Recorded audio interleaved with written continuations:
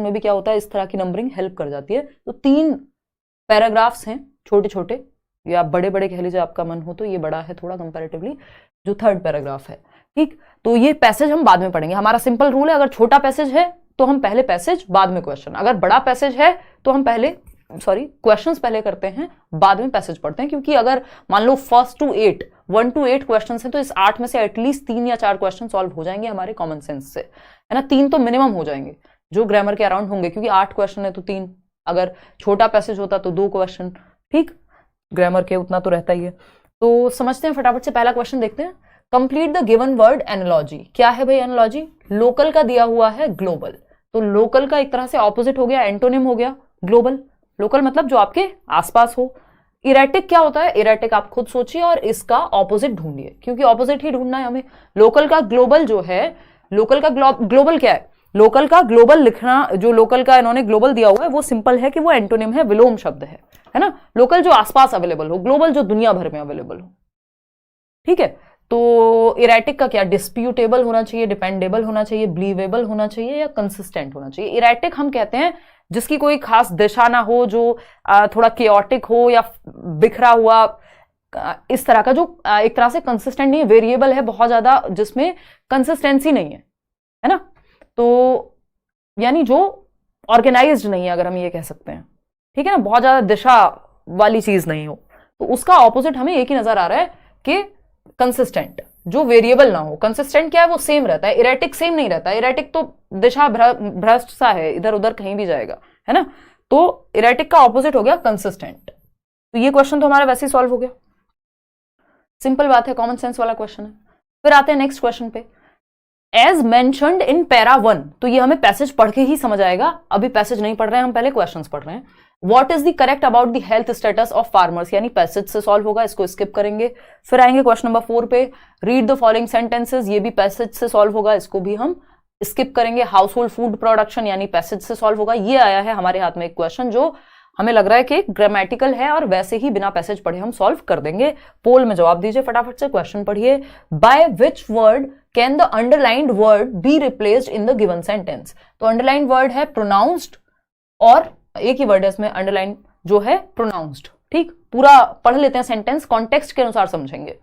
These trends are more pronounced in remote areas, यानी इस तरह के जो ट्रेंड्स हैं वो ज्यादा चलते हैं, विजिबल हैं, दिखते हैं कहां पर? रिमोट एरियाज में। रिमोट एरियाज जो दूर दराज के इलाके हैं। अब वो तो पैसेज की बात रही पैसेज में, लेकिन यहां पे प्रोनाउंस का मतलब क्या है? Are more pronounced in remote areas, यानी ज्यादा चलते हैं, है ना, ज्यादा विजिबल हैं। या मैं कहूं यहां पढ़ते हैं इग्नोर्ड है, नहीं, इंपॉर्टेंट है, या चलते हैं। डिसरिगार्डेड है, नहीं, इंपॉर्टेंट है। इंपॉर्टेंट एग्जैक्ट सेंस के साथ नहीं जा रहा। अगर हम इसका पढ़ने में अगर हम कह भी दें प्रोनाउंस है, लेकिन यहां जब हमारे पास नोटिसिएबल लिखा हुआ है तो नोटिसिएबल ज्यादा बेहतर है, क्योंकि इस तरह के ट्रेंड्स क्या हैं? विजिबल हैं, दिखते हैं। इंपॉर्टेंट है या नहीं वो हमें नहीं पता, लेकिन दिखते हैं।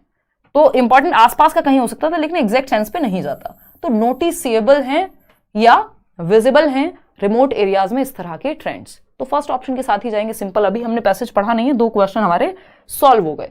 थर्ड पे आते हैं, identify the parts of speech of the underlined words. ये भी ऐसे ही सॉल्व हो जाएगा। 2 अंडरलाइन वर्ड्स हैं, एक है सिग्निफिकेंट, जिसका मतलब सीधा सीधा होता है महत्वपूर्ण या इंपॉर्टेंट। ठीक है जी, इतना तो हमें पता ही है सिग्निफिकेंट का मतलब क्या है, महत्वपूर्ण या इंपॉर्टेंट। ओन की अगर हम बात करें, ओन मतलब हम कहते हैं, अब ये डिपेंड करेगा किसके लिए यूज हुआ, नहीं तो अपना या उनका कुछ भी हो सकता है यहाँ पे। ठीक है ना। तो identify the parts of speech of the underline words. Underline words कौन से हैं? A significant number of farming households produce food for their own consumption, यानी significant number of farming households, यानी एक अच्छा खासा नंबर जो है फार्मिंग हाउस होल्ड्स का, जहां पे फार्मिंग होती है, वो प्रोड्यूस करते हैं फूड किसके लिए? अपने कंजम्पशन के लिए। तो सिग्निफिकेंट क्या है यहाँ पे? सिग्निफिकेंट या इंपॉर्टेंट भी अगर हमने कह दिया, या लार्ज नंबर भी कह दिया, तो ये लार्ज भी क्या है? ये नाउन है, प्रोनाउन है, एडजेक्टिव है, एडवर्ब है, क्या है? ये विशेषता बता रहा है किसकी? इन फार्मिंग हाउस होल्ड्स की। तो इस सिग्निफिकेंट का मतलब यहाँ पे एडजेक्टिव हो गया, ये विशेषण है, विशेषता बता रहा है। Own, for their own consumption, किसके? फार्मर्स के कंजम्पशन। फार्मर्स क्या था? यहाँ नाउन था, उसकी जगह पे क्या लगा दिया? ओन लगा दिया। तो यानी नाउन की जगह पे यूज हुआ है किसके लिए? क्या क्या आएगा? नाउन की जगह पे क्या यूज होता है? इन प्लेस ऑफ नाउन हम क्या यूज करते हैं? प्रोनाउन। तो सिंपल हो गया, एडजेक्टिव और प्रोनाउन हो गया, है ना। ये पेपर 2 का पैसेज है तो थोड़ा सा मुश्किल कई लोगों को लग सकता है, बट इस लेवल की तो आप तैयारी करके चलिए, कोई दिक्कत है नहीं। इसी तरह के पैसेजेस आपके देखने को मिलते हैं, रिपीट तो कभी होता नहीं है। तो एडजेक्टिव और प्रोनाउन है, सिंपल है। ओन जो है वो प्रोनाउन है, एडजेक्टिव जो है वो आपका सिग्निफिकेंट है। ठीक है, 3 क्वेश्चन हमने सॉल्व कर लिया। अब ये हमारा पैसेज पढ़ के ही सॉल्व होगा, 5 क्वेश्चन बचते हैं। अब फटाफट से आते हैं। अच्छा, पेपर में क्योंकि ऑफलाइन है पेपर, तो ऐसा नहीं है कि आपने 3 सॉल्व कर लिए तो OMR भी भर देनी है साथ में। कर लो, पहले पूरा पैसेज सॉल्व कर लो, टिक करके रख लो पेंसिल से। ठीक है, आते हैं फटाफट से पहले क्वेश्चन पे। पहला क्वेश्चन क्या था हमारा, ये है, ये हम कर चुके हैं, ये आपका ग्रामेटिकल क्वेश्चन था। ये आते हैं क्वेश्चन नंबर 2 पर। अब ध्यान से पढ़ना एक बार पैसेज को, अभी पढ़ेंगे हम पैसेज को। एज मेंशन्ड इन पैरा 1, तो हमने पैसेज पूरा नहीं भी पढ़ा तब भी हम कहां जाएंगे, पैरा 1 से। जो हमारी एक तरीका रहता है कि हम डायरेक्ट अगर क्वेश्चन में कुछ भी एक हिंट मिल जाए, कोई ईयर लिखा हो, कोई वर्ड लिखा हो, कोई टर्म हो, तो डायरेक्ट उस टर्म को हम पैसेज में जाके ढूंढ सकते हैं। ये हमारी एक ट्रिक रहती है। As mentioned in para number 1, what is the series of events that are triggered by climate change. Series of events पूछा है, तो ABCD 1 2 3 4, अब इनको सीक्वेंस में लगाना है। पैरा नंबर 1 में ही ये सीरीज है कि increase in prices of food items, detrimental effect on nutritional security, extreme weather conditions, reduced food consumption, किसकी वजह से क्या होता है, ये एग्जैक्ट सीक्वेंस में लगाना है पैरा नंबर 1 को देखते हुए। तो हम क्या करेंगे, सीधे जाएंगे पैरा नंबर 1 पे, वहां से समझेंगे कहानी है क्या। ठीक है जी, पैरा नंबर 1, ये तो 3 है, मार्क भी किया हुआ है यहां, तो सीधा सीधा बताया हुआ है, आजकल बड़े पैसेज में बता देते हैं। ठीक, पैरा नंबर 1 में इन्होंने लिखा हुआ है, क्या लिखा हुआ है, The loss in earnings that farmers see due to extreme weather events or erratic seasonality is by now accepted as the most widely felt economic impact of climate change. Farmers were the first people to feel the impacts of climate change, which ultimately affects the country's overall agricultural output and adds to food inflation. High food prices in turn could result in people slashing down consumption, which adversely impacts nutritional security. ये हमारे काम का हमें लग रहा है, जो sequence है यहां से और यहां तक कुछ काम की चीज लग रही है, देख लेते हैं। Which ultimately affects the agricultural output and adds to food inflation. ठीक है, फूड इन्फ्लेशन होती है भाई। हाई फूड प्राइसेस, यानी जब इन्फ्लेशन यानी महंगाई बढ़ेगी खाने को लेके, तो हाई फूड प्राइसेस, प्राइसेस क्या है, अप हो जाएंगे, शूट करेंगे, यानी प्राइसेस बढ़ जाएंगे खाने के, फूड के। In turn could result in people slashing down consumption. अब फूड प्राइसेस बढ़े तो क्या होगा, लोग कंजम्पशन कम कर देंगे। हम देखते हैं भाई प्याज महंगी हो गई, लोग प्याज खाना कम कर देते हैं, टमाटर महंगे हो गए, टमाटर खाना कम कर देते हैं, क्योंकि एक्सट्रीम महंगे हो गए, सोने के बराबर प्याज हो जाएगी। मतलब बराबर मींस बीच में चला था ना एक कि भाई प्याज तो सोने जैसी हो रही है, तो लोग स्लैश डाउन कर देंगे कंजम्पशन, खाने को कम कर देंगे। विच एडवर्सली इंपैक्ट्स न्यूट्रिशनल सिक्योरिटी। अब न्यूट्रिशनल सिक्योरिटी, जितना न्यूट्रिशन हमें चाहिए या जिस मात्रा में चाहिए वो अवेलेबल नहीं होगा, तो न्यूट्रिशनल सिक्योरिटी हमारी इंश्योर्ड नहीं है। न्यूट्रिशनल सिक्योरिटी क्या है कि एक जगह पे देश में क्या हो, एक सफिशिएंट फूड की अवेलेबिलिटी हो, लोग एक्सेस कर पाए उसको, उस प्राइस रेंज में हो, सही मात्रा में अवेलेबल हो, ये सारी चीजें। तो ये सब नीचे चली गई, क्योंकि हम क्या करेंगे, अब यहाँ पे हमने कट डाउन करना शुरू कर दिया। तो 2-3 यहाँ पे सीक्वेंस है कि एक तो क्या हुआ, किसकी वजह से हुई है ये सब चीजें, इंपैक्ट्स ऑफ क्लाइमेट चेंज की वजह से। क्लाइमेट चेंज हुआ, फूड प्राइसेस हाई हो गए, फूड प्राइसेस हाई हुए, लोगों ने डिमांड कम कर दी, डिमांड कम कर दी तो क्या होगा, उनकी जो सिक्योरिटी है, न्यूट्रिशनल सिक्योरिटी, जितना न्यूट्रिशन उनको मिलना चाहिए वो मिलेगा नहीं, या वो अपने आप ही कटौती उसमें हो जाएगी। अब ये कॉमन सेंस से हमने चीजें समझ ली पैरा नंबर 1 में। अब इनको लगाना है सीक्वेंस में, देखते हैं एक एक करके। Increase in prices of food items, ठीक है।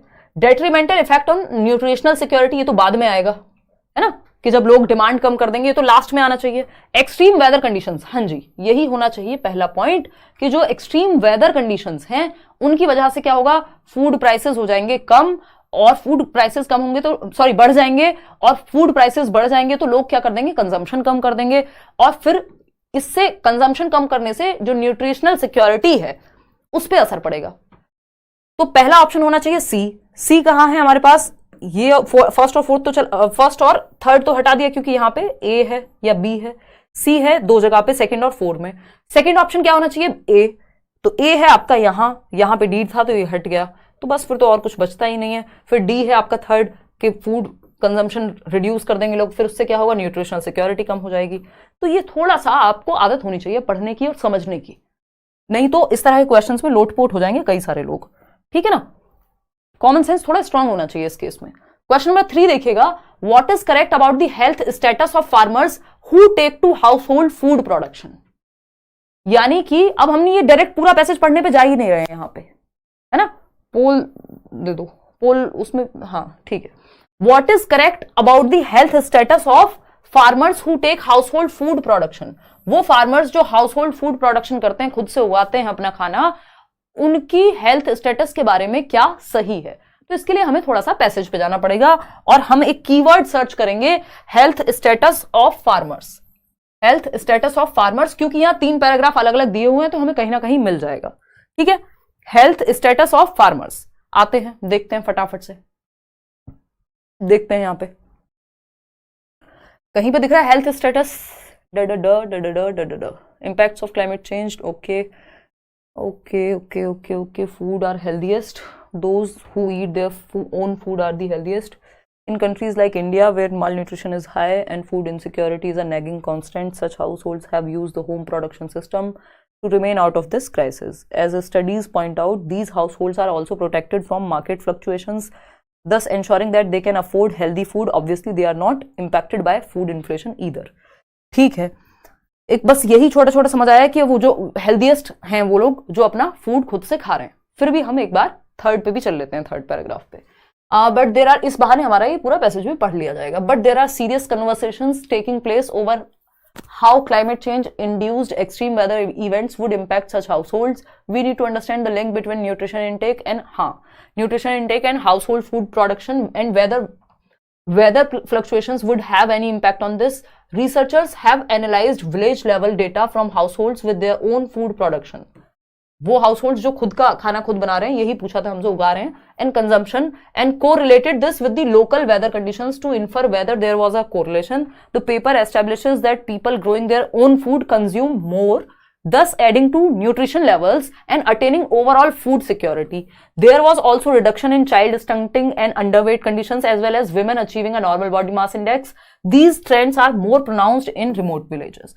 कुल मिला के बात हमें यही समझ में आई है, इसमें डायरेक्ट तो हमें नहीं मिला ये कीवर्ड, लेकिन इसका कहने का मतलब तात्पर्य यही है कि जो लोग अपना खाना खुद से बना रहे हैं, उनका चाहे वो बच्चों का जो माल नरिशमेंट है, कुपोषण है, वो भी कम मिलेगा। जो स्टंटिंग होता है, जो कम, जितना एक एवरेज बॉडी वेट या बॉडी साइज होना चाहिए बच्चे का जिस उम्र में, उससे कम है तो वो चाइल्ड स्टंटिंग कहलाएगा। अंडरवेट भी बच्चा नहीं होगा उन घरों में जहां पे खाना खुद से उगा रहे हैं, मान लीजिए किसान परिवार हैं या जो भी, और वहां पे लोग खाते भी ज्यादा हैं क्योंकि अपने घर में वो उगा पा रहे हैं। और विमेन जो है उनका भी बॉडी मास इंडेक्स एकदम नॉर्मल है, और ये विलेजेस में खूब दिखती है ये चीज, या जहां पे अपना खाना खुद से उगाया जा रहा है। इसका मतलब वो लोग हेल्दी मिलेंगे कंपैरेटिवली जो अपना खाना खुद से उगा रहे हैं।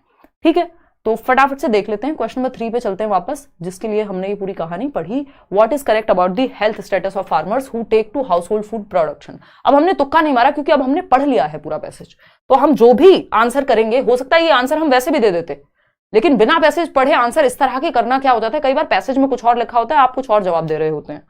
तो आपको पैसेज में जो लिखा है, जो तुमको हो पसंद वही बात करेंगे, ठीक है ना, जो पैसेज में लिखा हो उसी के हिसाब से दिन और रात की बात करनी है।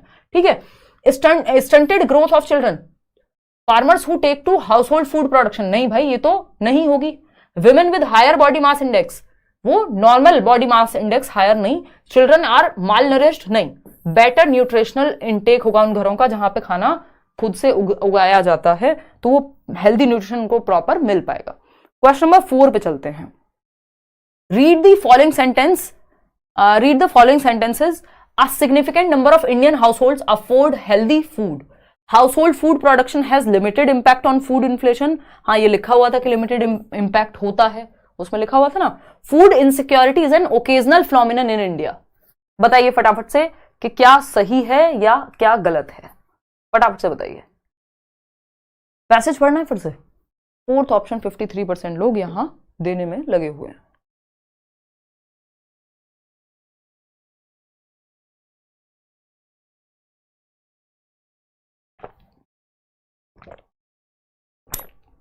फोर्थ ऑप्शन बोले तो, एक मिनट रुकना यार, कॉल है।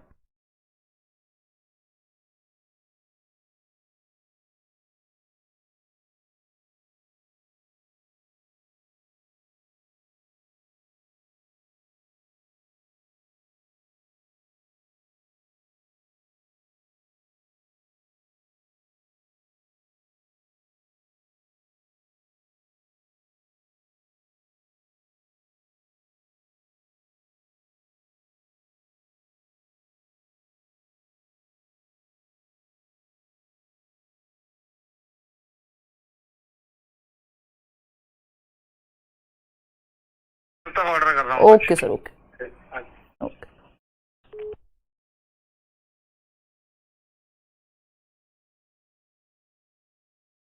देखिए एक बार, देखो इसको पढ़ के ना आदत डालोगे तब जाके बात बनेगी। समझते हैं एक बार, ये थोड़ा सा कॉम्प्लेक्स है, no doubt about that.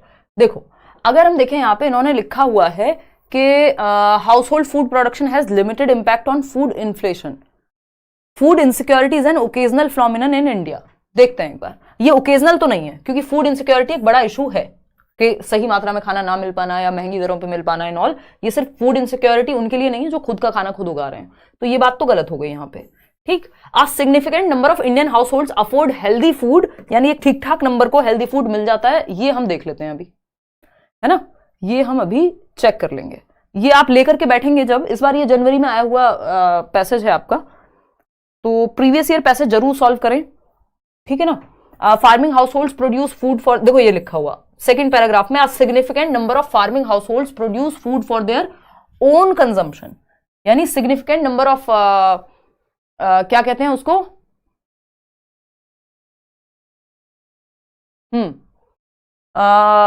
Significant number of farming house holds, जो फार्मिंग हाउस होल्ड्स हैं उनका ठीक ठाक नंबर है जो अपना खाना खुद उगाते हैं। तो ये बात तो सही हो गई, जो फर्स्ट ऑप्शन था वो तो करेक्ट है और सी गलत ही था। तो देख लेते हैं एक बार बी क्या था वो भी देख लेते हैं। भाई सी तो गलत ही था कि इनसिक्योरिटी है नहीं इंडिया में, ऐसा थोड़ी है। और ये बात आपकी सही है कि इंडियन हाउस होल्ड्स का जो सिग्निफिकेंट नंबर है वो ठीक ठाक मात्रा में इंडियन हाउस होल्ड्स हैं जो अपना खाना खुद उगाते हैं। इसका मतलब ये नहीं सब उगा ले रहे हैं। House hold food production has limited impact on food inflation, अब ये और चेक करना है। हालांकि हमें ये पता लग गया है कि सी गलत है और ए सही है, तो उसके हिसाब से हम आंसर ढूंढ पाएंगे। A and B are incorrect, नहीं ए तो सही है हमारे लिए, तो ए को सही कहां बताया गया है, ए को सही सिर्फ बी ऑप्शन में ही बताया गया है, तो उस हिसाब से तो बी ऑप्शन ही सही है। लेकिन फिर भी हम बी ऑप्शन को चेक कर लेते हैं, ये वाला बी, ये सेकंड ऑप्शन नहीं, ये वाला बी ऑप्शन, कि house hold food production has limited impact on food inflation. तो फूड इन्फ्लेशन पे क्या प्रभाव है? Households with their own food production and consumption and co-related this with the local weather conditions to infer whether there was a correlation. The paper establishes fluctuations, ये लिखा हुआ ऊपर, nutrition intake and household production, यहाँ पे है कहीं कहीं, change induced extreme weather events would impact such households. We need to understand the link between nutrition intake and household food production and whether weather fluctuations would have any impact on this. Researchers have analyzed village level data from households with their own food production and consumption and correlated this with the local weather conditions to infer whether there was a correlation. The paper, अभी तो ये नहीं पता कि correlation है भी या नहीं, तो ये कहना गलत हो जाएगा कि इस चीज का जो आपका इन्फ्लेशन है उस पर प्रभाव पड़ेगा नहीं पड़ेगा। और भी अगर कहीं और इस बारे में बात हुई है तो वो देख लेते हैं। ये देखो, as studies point out, these households are also protected from market fluctuations, thus ensuring that they can afford healthy food. Obviously they are not impacted by food inflation either. देखो ये लिखा हुआ है कि ये घर जो हैं, जो खुद अपना खाना उगा रहे हैं, जो फार्मर्स की फैमिलीज है, मान लीजिए कि ये किससे नहीं है इंपैक्टेड, इन्फ्लेशन से या मार्केट फ्लक्चुएशन से, है ना, ना तो महंगाई से और ना ही मार्केट के ऊपर नीचे होने से, ठीक है ना। तो ये बात यहां पे कही गई है। लेकिन ये उल्टा पूछ लिया इन्होंने बी ऑप्शन में कि house hold food production has limited impact on food inflation. उल्टा है कि फूड इन्फ्लेशन का in house hold food production पे प्रभाव नहीं है। तो फिर तो सीधा यही बचता है कि बी एंड सी गलत है और ए ही सही है कि significant number of house hold खाना उगा रहे हैं। फोर्थ कैसे जवाब दे रहे हो आप 50% लोग? A and C are incorrect, B is correct. B तो करेक्ट है ही नहीं ना, उल्टा है। उन्होंने कहा फूड इन्फ्लेशन पे प्रभाव नहीं पड़ेगा, जबकि बात यह है कि फूड इन्फ्लेशन का प्रभाव इन परिवारों पर नहीं पड़ेगा। उल्टा नहीं कह सकते, ठीक है ना।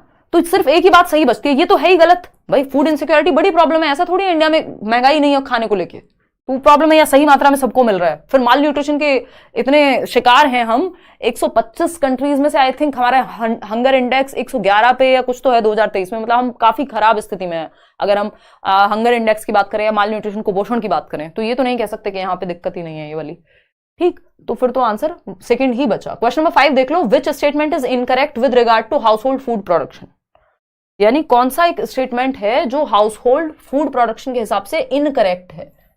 इनकरेक्ट, तो अब तो हम इतना पोस्टमार्टम सा कर चुके हैं इस पूरे पैसेज का कि हम निकाल देंगे answer. Women enjoyed normal body mass index, हाँ ये तो दिया हुआ था। Increase in number of mall nourished children, house hold food production से, यानी घर में जब खाना बनाया जा रहा है या उगाया जा रहा है तो उससे माल नरिश क्यों होंगे? उन घरों के बच्चे माल नरिश नहीं मिलेंगे या अंडर नरिश नहीं मिलेंगे या कुपोषित नहीं मिलेंगे जिनका खाना खुद उगा रहे हैं वो लोग। तो यही गलत है, हमें इनकरेक्ट तो चाहिए। ये तो सही है, न्यूट्रिशनल इंटेक बेटर था, ज्यादा कंज्यूम कर रहे हैं वो लोग जिनके घर में खाना खुद से उगाया जाता है। Food consumption in such households was higher, ये बात तो है ही। तो बी ऑप्शन ही गलत है, और जो गलत है वही सही है क्योंकि पूछा ही गलत था, इनकरेक्ट पूछा था हमसे। तो सेकेंड ऑप्शन ही यहाँ पे गलत हो गया। आगे बढ़ेंगे। ये हम कर चुके हैं कि प्रोनाउंस का मतलब यहाँ नोटिसेबल था, जिसको नोटिस किया जा सके, जो विजिबल चेंज हो, ये भी हम कर चुके हैं। अब लास्ट क्वेश्चन बचता है हमारा, some households have remained out of the crisis of food insecurity by adopting, यानी कुछ हाउस होल्ड्स या कुछ घर जो है वो फूड इनसिक्योरिटी की दिक्कत से बच गए बाय अडॉप्टिंग व्हाट? सिंपल है, जो लोग घर पे खाना उगा रहे थे वो बच गए। Protection from extreme weather condition, नहीं। Home production systems, yes. High food prices, नहीं। क्लाइमेट चेंज कंडीशंस, नहीं। होम प्रोडक्शन सिस्टम्स, जो होम प्रोडक्शन सिस्टम को अपना रहे थे वो किससे बच गए? फूड क्राइसिस या फूड इनसिक्योरिटी की सही मात्रा में सही जगह पे अवेलेबल नहीं हो पा रहा फूड, ये सारी चीजें, या महंगा मिल रहा है, ये सब इनसिक्योरिटी में आ जाता है। तो होम प्रोडक्शन सिस्टम्स जिनके पास थे उसी के अराउंड ये पूरी कहानी घूम रही थी। तो ये थे आपके 8 क्वेश्चंस और एक था पैसेज। अब इसकी प्रैक्टिस होगी कैसे? पढ़ पढ़ के होगी। जब आप रिवीजन करेंगे सिर्फ प्रीवियस ईयर पेपर के जो भी लैंग्वेजेस आपने ली हुई हैं 8-10 पैसेज सॉल्व कर लीजिए, उतने में आपका एक फ्लो बन जाएगा, ठीक है ना। और लाइक शेयर सब्सक्राइब आप कर चुके होंगे होपफुली, या कर देंगे। कल मिलेंगे एक CDP का कोई अच्छा टॉपिक या क्वेश्चंस हम कल